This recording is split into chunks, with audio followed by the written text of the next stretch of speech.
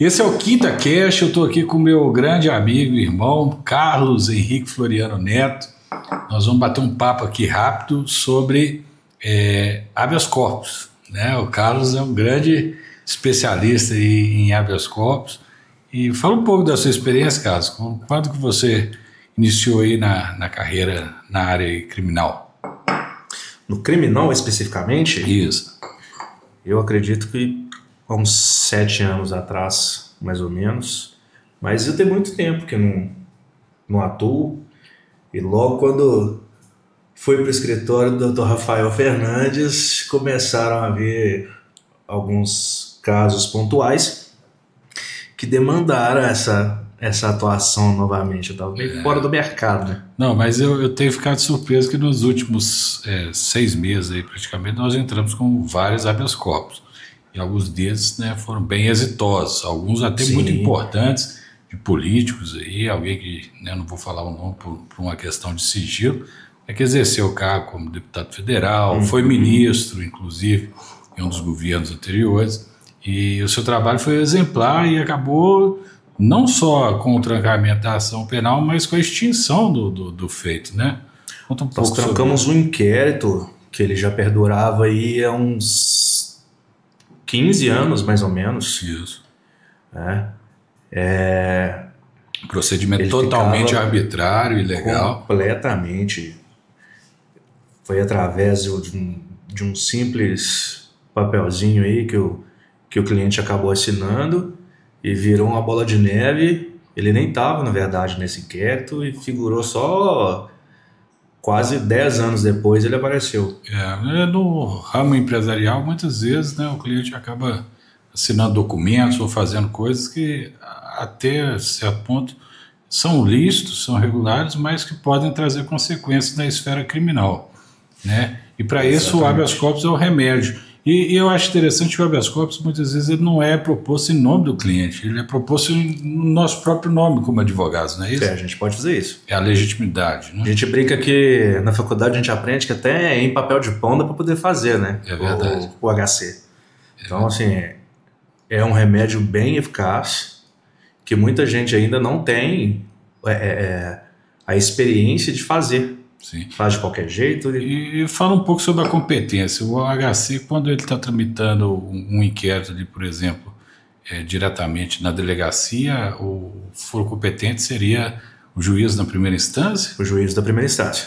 E se tiver no juiz da primeira instância, o foro seria? A competência seria o Tribunal de Justiça. Tribunal de Justiça. E o Tribunal de Justiça aqui de Minas, como tem apreciado os habeas corpus? Está sendo até rápido, né, em questão de prazos, mas nem sempre são concedidas as ordens, né?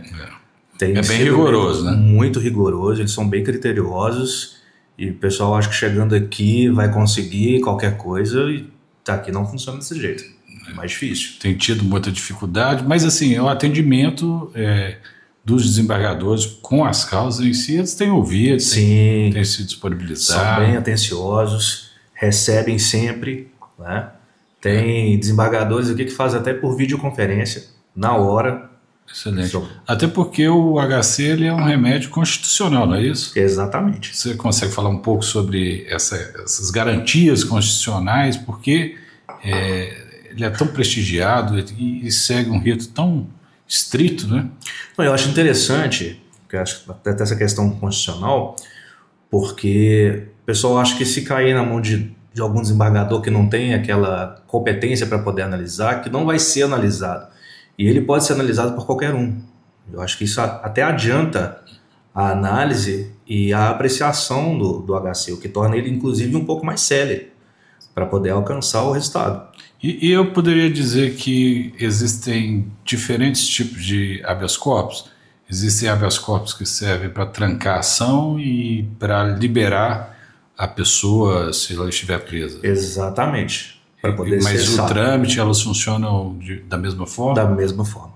Isso serve também para crimes, por exemplo, fiscais, um empresário que está devendo e eventualmente vem a responder por sonegação e pela reincidência acaba, por exemplo, sendo obrigado a prestação de serviços à comunidade ou a utilização de tornozeleira eletrônica. O habeas corpus também serviria para esses casos? Não. Nesse caso especificamente, não. Não, para esse caso teria algum remédio? Teria recurso específico, né? Teria manifestações específicas. A possibilidade de pedido de substituição da pena? Sim. E isso é algo que é feito numa esfera recursal ou direto para o juiz? Não, seria feito diretamente do juiz competente, que é o juiz de execução criminal, ou execução da pena. E essas apreciações desse tipo de pedido, eles têm sido feitos de forma célere? Como que é isso? Existe um juiz competente para o cumprimento da pena? Em Belo Horizonte tem o foro, tem a vara específica, que é a vara de execução criminal. Certo. Né? Ou vara de execução penal. Ela tem um sistema, como se fosse o PJE, que se chama CEU, que ele abrange aí, ele é do CNJ, então ele abrange o Brasil inteiro, né? Mas geralmente ele é bem rápido, não demora muito não. As manifestações são bem céleres, principalmente do Ministério Público. Perfeito. E você já enfrentou alguma situação engraçada, difícil ou complicada no tribunal, no passado? Aí você trabalhou com uma associação, aceito mais um café? Não, obrigado. Com a associação da Polícia Militar, não é isso? Né? Qual que era a sua experiência? Conta um caso interessante para a gente dessa época. Nossa, eu acho que o caso mais engraçado, emblemático, assim, na Justiça Militar, rapaz, eu não vou me recordar agora, vou ser bem sincero. Eu acho que o que a gente passa no judiciário que é o mais engraçado. Mas tinha muito caso lá assim, na esfera criminal militar que extrapolava as funções, por exemplo, questões de brigas domésticas, algumas coisas, desembarcavam lá na associação ou não? Era só dentro da função do militar mesmo? Não, era bem separado, era só da função do militar. E de vez em quando não tinha uns barracos lá, militar que entrava para separar a briga de marido e mulher, e aí acabava sobrando para ele, não, alguma coisa do tipo? Não, eu particularmente nunca peguei, mas já escutei casos dessa natureza.